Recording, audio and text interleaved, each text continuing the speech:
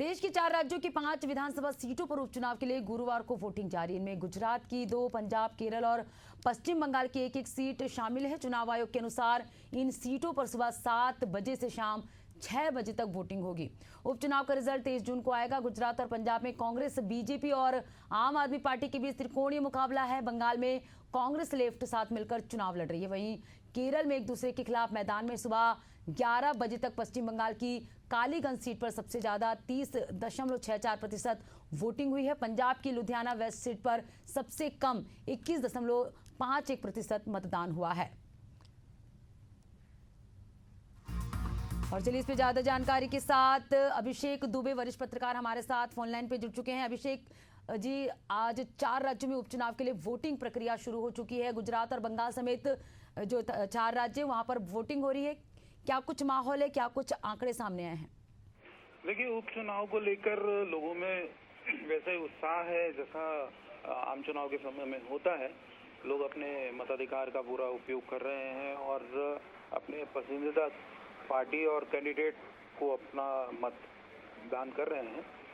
तो कुल मिला के कहा जा सकता है कि चारों राज्यों के 5 विधानसभा सीटों पर जो उपचुनाव हो रहा है उससे नतीजों में बहुत फर्क तो नहीं आना है, क्योंकि ऑलमोस्ट सभी राज्यों की जो सरकारें हैं वो अपने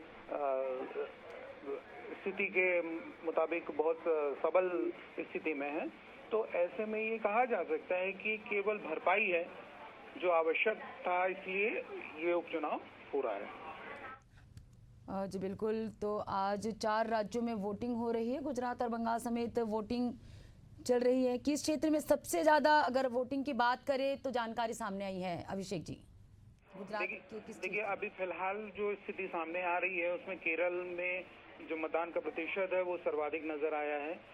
इसके पीछे रीजन भी है कि केरल में बहुत तेज बारिश की संभावना बनी हुई है, इसलिए लोग जल्दी से घर से अपने निकल रहे हैं और जल्दी जल्दी मतदान की प्रक्रिया को आगे बढ़ा रहे हैं ताकि बारिश की वजह से मतदान में किसी तरह की दिक्कत ना आए। और उसके अलावा गुजरात में भी यही हालात देख रहे हैं। गुजरात में 2 सीटों पर उपचुनाव हो रहा है। गुजरात का विसावदर सीट है एक, जहां अभी वर्तमान स्थिति करीब 32% वोटिंग हो चुकी है। और गुजरात का ही दूसरा सीट है कड़ी, जहां पर करीब 25% मतदान नजर आ रहा है। इसके अलावा पंजाब की एक सीट है और पश्चिम बंगाल की एक सीट है। पश्चिम बंगाल में भी टीएमसी वहां पे एक सीट पर अपनी कैंडिडेट तो तमाम आज 4 राज्यों में उपचुनाव हो रहे हैं। गुजरात और बंगाल समेत वोटिंग जारी है। हमारे साथ चर्चा करने के लिए बहुत बहुत शुक्रिया अभिषेक जी। तो 23 जून को इस मतदान के नतीजे सामने आएंगे।